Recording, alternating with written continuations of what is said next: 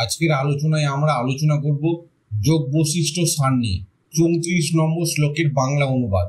এই শ্লোকটি বলছে যে, অহ কি আশ্চর্য এ মায়া, যা সর্বত্র বিশ্বকে মোহগ্রস্ত করে রেখেছে।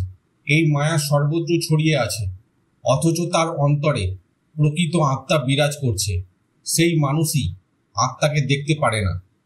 সহজ ভাষায় এর মানে হলো, মায়া এমন এক শক্তি যা চোখের সামনে সবকিছু উপস্থিত রাখে, কিন্তু আসল সত্যকে আড়াল করে দেয়। আধ্যাত্মিক দিক থেকে দেখতে গেলে এখানে বলা হচ্ছে, মানুষের ভেতরে যে আত্মা বা চেতনা বিরাজ করছে সেটাই আসল সত্য, কিন্তু মায়া বা জগতের মোহে পড়ে মানুষ সেই আত্মাকে উপলব্ধি করতে পারে না। আত্মা তো সবসময় নিজের ভেতরেই থাকে, কিন্তু লোভ, কামনা, রাগ, আসক্তি এইগুলো মানুষের দৃষ্টি আচ্ছন্ন করে রাখে। ফলে মানুষ বাইরে ছুটে বেড়ায়, নিজের অন্তরের আলোকে চেনে না। আধ্যাত্মিক সাধনাই হলো সেই আচ্ছাদন সরিয়ে ভেতরের আত্মাকে চিনতে পারা। দার্শনিকভাবে এই শ্লোক বোঝায় যে, মায়া কোনো ভ্রম নয়, বরং এটি এক বাস্তব অভিজ্ঞতা যা মানুষকে সত্য থেকে বিচ্যুত করে। মানুষ মনে করে বাহ্যিক জগতই একমাত্র বাস্তব, অথচ তার অন্তরে যে চেতনা বিরাজ করছে সেটিকেই সে ভুলে যায়। দর্শনের ভাষায় বলা যায়, আত্মা চিরন্তন ও অপরিবর্তনীয়, কিন্তু মানুষ পরিবর্তনশীল ঘটনাগুলির সঙ্গে নিজেকে জড়িয়ে ফেলে এবং ভ্রান্ত ধারণায় জীবন কাটায়। তাই দর্শন বলে, সত্যকে ধরতে হলে মায়ার আচ্ছাদন ভেদ করতে হবে। বর্তমান জীবনে আমরা এটা খুব সহজে দেখি। ধরো, একজন মানুষ সারা জীবন বহু টাকা পয়সা, পদ মর্যাদা, নাম যশ এইসব নিয়েই ব্যস্ত থাকে। সে ভাবে এইগুলোই জীবনের আসল সত্য, কিন্তু তার ভেতরে যে শান্তি, আনন্দ আর প্রকৃত পরিচয় আছে সেটি কখনো বোঝার চেষ্টা করে না। আবার ধরো, আমরা মোবাইল, সোশ্যাল মিডিয়া, বাইরের চাকচিক্যে এতটাই মগ্ন থাকি যে নিজের ভেতরে একবার শান্ত হয়ে তাকাবার সময়ও পাই না। ফলে ভেতরে আত্মাকে চেনা যায় না। ঠিক এই কথাই শ্লোকটিতে বলা হয়েছে, মায়া এত শক্তিশালী যে যার ভেতরে আত্মা আছে সেই মানুষই আত্মাকে দেখতে পারে না। 35 নম্বর শ্লোকের বাংলা অনুবাদ। শ্লোকটি বলছে, যদি এ জগতে যা কিছু দেখা যায় তাতে একটুও স্থায়িত্ব নেই, ঠিক যেমন গন্ধর্ব নগর, আকাশে ভেসে থাকা মরীচিকা নগর কিংবা মরুভূমিতে জলের মতো। বাংলা অনুবাদে আমরা বুঝতে পারি, জগতে যা কিছু দৃশ্যমান তা আসলে ক্ষণস্থায়ী, মায়াময় ও ভঙ্গুর। যেভাবে আকাশে গড়ে ওঠা কল্পিত নগর বা মরুভূমিতে দেখা জলের প্রতিচ্ছবি সত্যি মনে হলেও বাস্তবে নেই, তেমনি এই জগৎও চিরস্থায়ী নয়। আধ্যাত্মিক দিক থেকে বলতে গেলে শ্লোকটি আমাদের শেখায় যে দৃশ্যমান জগৎ আসলে মায়ার প্রকাশ। আত্মা ও পরম সত্তা ছাড়া আর কিছুই সত্য নয়। বাহ্যিক রূপ, সৌন্দর্য, ধন সম্পদ, সুখ দুঃখ সবই স্বপ্নের মতো আসে এবং যায়। তাই আসল পরিচয় হলো আত্মার সঙ্গে একত্র হওয়া, কারণ সেটিই অমর, স্থায়ী এবং অপরিবর্তনীয়। আধ্যাত্মিক সাধক এই শিক্ষা থেকে বোঝে যে বাহ্যিক দুনিয়ায় আকৃষ্ট না হয়ে অন্তরের সত্য সত্তাকে জানার চেষ্টা করাই মুক্তির পথ। দার্শনিক দিক থেকে বিশ্লেষণ করলে বোঝা যায়, এই জগতের সমস্ত কিছু পরিবর্তনশীল ও ক্ষণস্থায়ী। দর্শনের ভাষায় এটিকে বলা হয় অস্থায়িত্ব বা অনিত্যতা।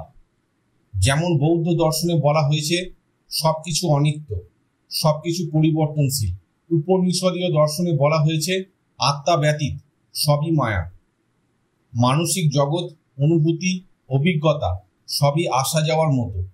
এই কারণেই মানুষ যখন জগৎকে একমাত্র সত্য বলে মনে করে তখন দুঃখে পড়ে, কিন্তু যখন জানে এগুলো অস্থায়ী তখন সে আসক্তি থেকে মুক্তি পায়। বর্তমান জীবনের উদাহরণে ধরো, আমরা প্রায়ই দেখি বড় বড় অট্টালিকা, ধনসম্পদ, খ্যাতি বা সম্পর্ক নিয়ে গর্ব করি, কিন্তু এক মুহূর্তে দুর্ঘটনা, প্রাকৃতিক বিপর্যয় কিংবা মৃত্যুর ছায়া সবকিছু বদলে দেয়। যেমন মরুভূমিতে জলের ছবি দূর থেকে বাস্তব মনে হয়, কিন্তু কাছে গিয়ে দেখা যায় তা নেই, তেমনি জীবনের সাফল্য, ব্যর্থতা, সম্পর্ক বা দুঃখ সুখ সবই সময়ের সঙ্গে মিলিয়ে যায়। মানুষ যদি এটিকে গভীরভাবে উপলব্ধি করে তবে অহংকার, আসক্তি ও ভয় থেকে মুক্ত হতে পারে এবং জীবনের প্রতি এক প্রশান্ত ও জ্ঞানময় দৃষ্টিভঙ্গি পায়। 36 নম্বর শ্লোকের বাংলা অনুবাদ।